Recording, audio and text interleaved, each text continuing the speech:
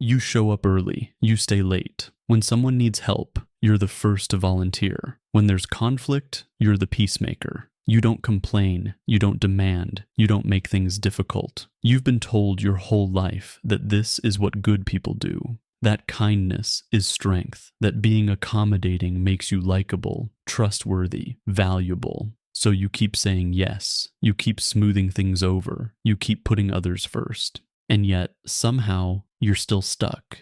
The promotion goes to someone else, someone louder, someone more difficult, someone who actually says no. Your ideas get interrupted in meetings. Your contributions go unnoticed. People take credit for your work, and you stay quiet because you don't want to seem petty. You watch as colleagues with worse attitudes and less dedication climb higher, faster, while you're still waiting for someone to recognize your loyalty, your reliability, your goodness. You were taught that nice people finish first, but you're starting to suspect that might be a lie. Here's what's actually happening. When you're always available, always agreeable, always accommodating, you're not being seen as virtuous. You're being seen as safe, predictable, convenient. And in a world where people unconsciously assess power and status in every interaction, being too safe means being forgettable. It means being the person others use, not the person they respect. This isn't your fault. You believed what you were told, but there's a reason this keeps happening, and it's not because you're doing something wrong morally. It's because you're ignoring something fundamental about human nature, something a controversial philosopher named Niccolo Machiavelli understood 500 years ago. Machiavelli lived in Renaissance Italy, a time of constant betrayal, shifting alliances, and brutal power struggles. He watched princes rise and fall. He saw kind rulers get overthrown and ruthless ones stay in power. And he wrote a book called The Prince that said the quiet part out loud, the part we're not supposed to acknowledge. That people don't respect what they can always count on. They respect what they fear losing.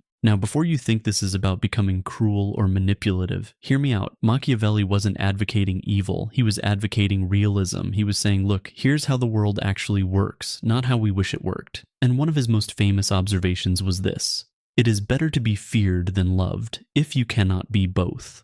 That word, feared, makes people uncomfortable. It sounds harsh. But Machiavelli wasn't talking about terrorizing people. He was talking about respect, about boundaries, about making it clear that there are consequences to treating you poorly. Because here's the truth he understood. People will always test boundaries. They'll take what you give them and then see if they can take more. If you never push back, if you never say no, if you never show that there's a line they shouldn't cross, they'll keep crossing it. Not because they're evil, but because you've taught them they can. Think about it. When you're always available, what message does that send? That your time has no value. When you always say yes, what does that communicate? That your priorities don't matter. When you never speak up for yourself, what do people learn? That you don't have to be considered. You think you're being kind. They think you're being weak. And the brutal reality is, in most environments, weakness gets exploited, not rewarded. This is the pattern Machiavelli identified. Generosity without boundaries breeds contempt. When a leader, when anyone, makes themselves too available, too eager to please, too desperate to be liked,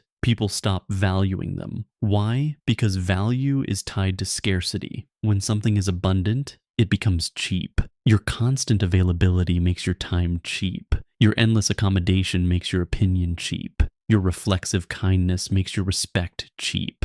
And here's where it gets psychological. You probably believe in reciprocity. You think, if I'm kind to others, they'll be kind to me. If I help them, they'll help me. If I accommodate their needs, they'll accommodate mine. But Machiavelli would tell you, that's not how most people operate. Most people are transactional. They give based on what they need from you, not what you've given them. They're kind when it's convenient, loyal when it benefits them, generous when it costs them nothing. Your unconditional niceness is meeting their conditional reciprocity, and you're losing that exchange every single time. So what happens? You end up resentful, burned out, wondering why you're surrounded by people who take and never give back. And the answer is simple. You trained them. Every time you said yes when you wanted to say no, you taught them your boundaries don't matter. Every time you let something slide to avoid conflict, you taught them there are no consequences. Every time you stayed silent when someone took credit for your work, you taught them you won't defend yourself. You weren't being the bigger person. You were being invisible. Machiavelli observed that men are less hesitant to offend someone who makes himself loved than one who makes himself feared. Read that again. People will take advantage of someone who's always nice because there's nothing to lose, but they think twice before crossing someone who has clear boundaries, who pushes back, who makes it known that disrespect won't be tolerated, not through cruelty, but through consequence. This doesn't mean you need to become cold or manipulative. It means you need to become strategic. It means understanding that kindness without consciousness is just obedience in disguise. Real strength isn't about being accommodating all the time. It's about choosing when to accommodate and when to stand firm. Let me give you a framework. Strategic kindness. This is what Machiavelli would teach if he were coaching you today. First, create space. Stop being instantly available. When someone asks for your help, don't immediately say yes. Pause. Let them wonder if you'll agree. Even if you're planning to help, make them wait for your answer. Why? Because scarcity creates value. When your yes becomes occasional instead of automatic, it becomes precious. Second, master the art of no. And here's the key. Stop apologizing for it. Stop over-explaining. When you can't do something, don't say, "Oh, I'm so sorry, I'm just really busy, I wish I could, but I have this thing and maybe next time." Just say, "I can't commit to that right now." Full stop. No justification, no guilt. Because over-explaining signals weakness. It invites negotiation. It tells the other person that your no is really a maybe if they push hard enough. Third, show your teeth occasionally. Most of the time, be pleasant, collaborative, professional. But when someone crosses a line, when someone disrespects you, takes credit for your work, interrupts you repeatedly, pushes back immediately, don't let it slide. Don't tell yourself you'll address it later. Address it now, firmly. Clearly, because that single moment of assertiveness teaches everyone watching that you have boundaries, that there are consequences, that you're not as safe to exploit as they thought. Fourth, be selective with your generosity. Machiavelli warned princes against random acts of kindness because it creates dependency and resentment. Instead, help people who reciprocate. Help when it aligns with your goals. Stop helping people who treat your kindness as weakness. If someone never gives back, never shows up for you, never respects your time, stop being their go-to person. Your energy is finite. Invest it wisely. And fifth, control how you're perceived. Because here's another harsh truth Machiavelli understood. Everyone sees what you appear to be. Few experience what you really are. People judge you by surface-level signals. If you always look busy helping others, you appear to have no important work of your own. If you never speak up, you appear to have nothing important to say. If you constantly accommodate, you appear to have no priorities worth defending. So change the appearance. Speak up about your contributions. Let people see you say no to someone else. Make your boundaries visible. Make your value undeniable. This isn't about becoming the villain. It's about understanding that the world operates on power dynamics, whether you acknowledge them or not.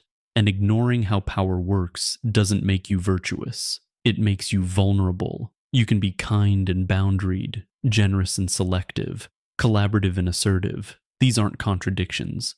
They're balance.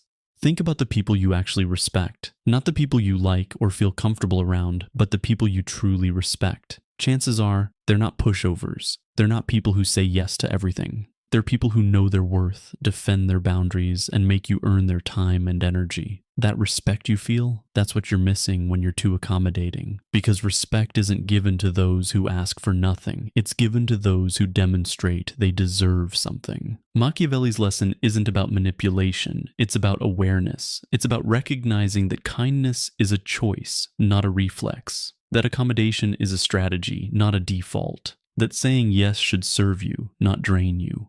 When you operate from this place, from conscious kindness instead of fearful compliance, everything changes. People stop taking you for granted because you've shown them there's something to lose. They stop interrupting because you've made it clear you won't tolerate it. They stop underestimating you because you've stopped underestimating yourself. So here's your challenge. This week, say no to one thing you'd normally say yes to. Don't apologize. Don't over-explain. Just decline and watch what happens. Notice if the person respects you more or less. Notice if the sky falls or if, actually, nothing terrible happens at all. Then, the next time someone crosses a boundary, push back. Immediately, calmly, firmly, and notice again how the dynamic shifts. Because the truth Machiavelli understood, the truth that makes people uncomfortable, is this. The world doesn't reward niceness. It rewards power. Not the power to hurt others, but the power to protect yourself. The power to choose. The power to say, this is my line, and you don't cross it. When you reclaim that power, you don't lose your kindness. You just stop losing yourself.